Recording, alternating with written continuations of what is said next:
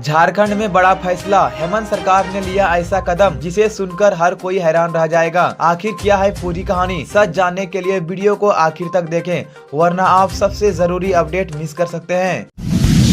झारखंड के 18 लाख किसानों को मिलेगा आसान लोन, बिना गारंटी 1,60,000 रुपए तक। झारखंड सरकार ने किसानों के लिए बड़ी राहत की घोषणा की है। इस साल 18 लाख किसानों को किसान क्रेडिट कार्ड लोन देने का लक्ष्य रखा गया है। पिछले साल ये लोन 14,50,000 किसानों को मिला था। राज्य सरकार ने बैंकों को निर्देश दिया है कि किसानों को 1,60,000 रुपए तक का लोन बिना ज्यादा दस्तावेज के दिया जाए। इसके लिए किसान को केवल आधार कार्ड, पहचान पत्र और कुछ जरूरी दस्तावेज देने होंगे। अब तक किसानों को औसतन 30,000 रुपए तक का लोन मिलता था, लेकिन अब सरकार चाहती है कि औसत लोन की राशि बढ़कर 1 लाख रुपए हो जाए।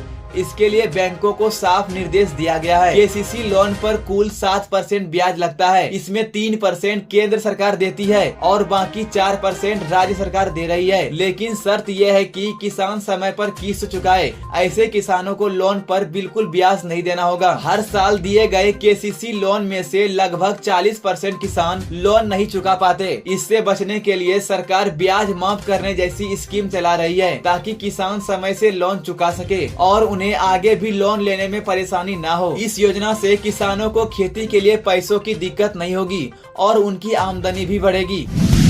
22 अप्रैल तक झारखंड में बारिश और वज्रपात का अलर्ट। आज चल सकती है तेज हवा। झारखंड में अगले कुछ दिन मौसम खराब रह सकता है। मौसम विभाग ने 22 अप्रैल तक येलो अलर्ट जारी किया है। इस दौरान राज्य के कई जिलों में बारिश, वज्रपात और तेज हवा चलने की संभावना है। शनिवार को पलामू, गढ़वा, चतरा, कोडरमा, लातेहार और लोहरदगा को छोड़कर बाकी सभी जिलों में गरज, बिजली और तेज हवा चलने की चेतावनी है। हवा की रफ्तार 30 से 40 किलोमीटर प्रति घंटा हो सकती है। पिछले 24 घंटे में कुछ जिलों में हल्की से मध्यम बारिश हुई। सबसे ज्यादा 39.0 mm बारिश पूर्वी सिंहभूम के बहरागोड़ा में दर्ज की गई। तापमान की बात करें तो सबसे ज्यादा गर्मी डाल्टनगंज में रही। सबसे ठंडा रहा धनबाद। 20 अप्रैल को भी अलर्ट जारी। 20 अप्रैल को हजारीबाग, गिरिडीह, कोडरमा, धनबाद, बोकारो, चतरा, रामगढ़, दुमका, साहेबगंज, पाकुड़, देवघर, जामताड़ा और गोड्डा में भी गरज, चमक, बारिश और तेज हवा चलने की संभावना है। चलती ट्रेन में लगी आग, ब्रेक फेल होते ही मची भगदड़। टाटा नगर से खड़गपुर जा रही मेमू ट्रेन में घाटशिला के पास बड़ा हादसा होते होते बच गया। ट्रेन का ब्रेक फेल हो गया और इसी दौरान चक्कों में आग लग गई। इससे यात्रियों में अफरा तफरी मच गई। घाटशिला स्टेशन के पास जैसे ही ड्राइवर ने ट्रेन को रोकने की कोशिश की, ब्रेक ने काम करना बंद कर दिया। ट्रेन बिना कंट्रोल के आगे बढ़ने लगी। इसी दौरान चक्कों और पटरी के बीच रगड़ से आग लग गई। धुआं उठता देख लोग डर गए। डिब्बों में चीख पुकार मच गई। कुछ लोग जान बचाने के लिए चलती ट्रेन से कूद पड़े। कई यात्रियों को चोटें भी आई और कुछ का सामान ट्रेन में ही छूट गया। महिलाएं अपने बच्चे को लेकर इधर उधर भाग रही थी और बुजुर्ग मदद मांग रहे थे। चालक और स्टाफ ने बहुत मेहनत के बाद ट्रेन को घाटशिला स्टेशन के पास रोका, लेकिन तब तक आग ने एक कोच को अपनी चपेट में ले लिया था। हादसे के बाद गुस्साए यात्रियों ने स्टेशन पर जमकर हंगामा किया।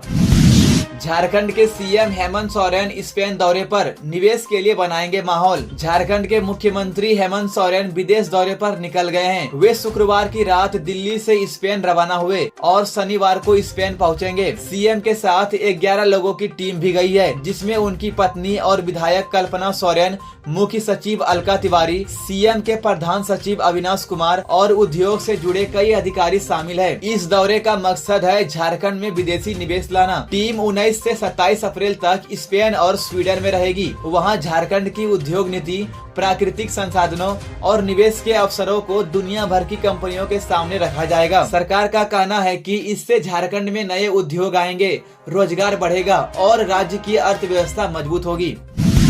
झारखंड हाई कोर्ट का बड़ा फैसला, बीमा कंपनी गलत पॉलिसी नंबर का बहाना नहीं बना सकती, मुआवजा देना होगा। झारखंड हाई कोर्ट ने एक सड़क हादसे के मामले में बीमा कंपनी को मुआवजा देने का आदेश दिया है। कोर्ट ने साफ कहा कि अगर दावेदारों ने बीमा पॉलिसी नंबर गलत दे दिया है तो भी बीमा कंपनी जिम्मेदारी से नहीं बच सकती। ये फैसला लिलमुनी मदयन की याचिका पर आया, जिनके पति और पिता दोनों की मौत एक सड़क हादसे में हो गई थी। उन्होंने कोर्ट में कहा कि हादसा ड्राइवर की लापरवाही लापरवाही और तेज गति के कारण हुआ और उनके परिवार का कमाने वाला मेंबर चला गया। बीमा कंपनी ने कहा कि दावेदारों ने गलत बीमा पॉलिसी नंबर दिया, चार्ज शीट में सही धराए नहीं है, पोस्टमार्टम रिपोर्ट भी नहीं है, इसलिए कंपनी पर मुआवजे की जिम्मेदारी नहीं बनती। इस पर कोर्ट ने कहा गलत पॉलिसी नंबर देने का मतलब यह नहीं कि बीमा कंपनी जिम्मेदार नहीं है, यह जरूरी नहीं कि दावेदार को सटीक पॉलिसी नंबर पता हो। हादसे के सबूत है और परिवार को नुकसान हुआ है, इसलिए मुआवजा मिलना चाहिए। हाई कोर्ट ने बीमा कंपनी की सभी दलीलों को खारिज करते हुए याचिकाकर्ता को मुआवजा देने का आदेश दिया। रिम्स विवाद पर गरमाई सियासत, डॉक्टर राजकुमार ने मंत्री पर साधा निशाना। रिम्स के निदेशक पद से हटाए जाने के बाद डॉक्टर राजकुमार ने खुलकर अपनी बात रखी। उन्होंने कहा कि उन्हें ईमानदारी और सख्ती से काम करने की सजा मिली है। स्वास्थ्य मंत्री इरफान अंसारी पर निशाना साधते हुए उन्होंने कहा वो तो कुछ भी बोलते हैं। उन्होंने यह भी कहा कि अगर उनके ऊपर लगाए गए आरोप कोई साबित कर दे तो वह भारत छोड़ देंगे। डॉक्टर राजकुमार ने कहा कि हमारे पास गवर्निंग बॉडी की बैठक की पूरी रिकॉर्डिंग है, जरूरत पड़ी तो सबके सामने रखेंगे। उन्होंने कहा कि अगर मीटिंग में ही मुझसे इस्तीफा मांगा होता तो मैं दे देता, लेकिन जबरदस्ती हटाना मंजूर नहीं। इस पूरे मामले में अब राजनीति भी गर्मा गई है।